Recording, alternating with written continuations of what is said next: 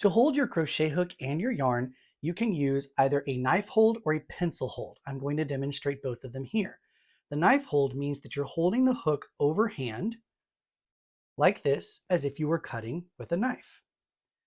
A pencil hold is you're holding it underneath and grasping it like you're writing with a pencil. It doesn't really matter which hold you use. I personally prefer the knife hold, but you can use whichever one feels more comfortable.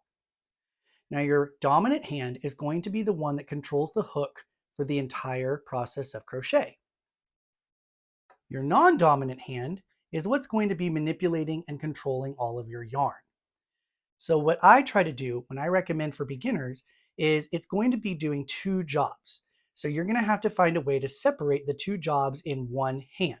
So what I recommend is what I call the Spock Hold. So the Spock Hold is when you gently push your index finger and middle finger together, your pinky finger and ring finger together, and then your thumb is free to grasp. What your thumb is going to do is actually grasp with these two fingers here, the ring finger and the pinky, like this. So this is how you want to hold your hand. Your two fingers here are going to be what are called your tensor fingers. These are going to be what's holding the yarn and making sure you're keeping it tighter or looser depending on what you need for your crochet. These three fingers are your stabilizers. What these do is they hold on to the work while you're working to keep it from moving around as you're using your hook to work your stitches. So what does that look like with yarn?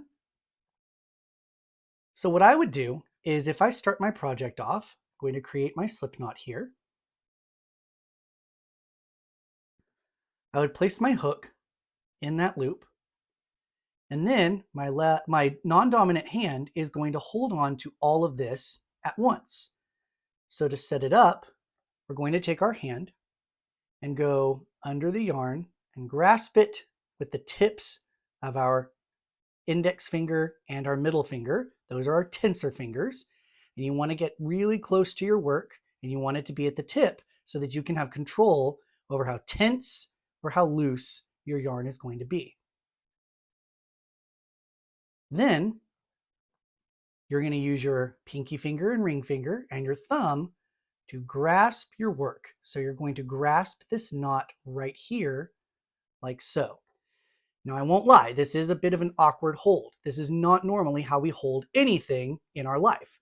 But in order for us to start crocheting, this is the easiest way to make sure you're seeing, oh, this finger set does all my tensing, and this finger set grasps everything, rather than trying to grab everything all at once. So once you have this hand hold mastered, you are then ready to begin your crochet.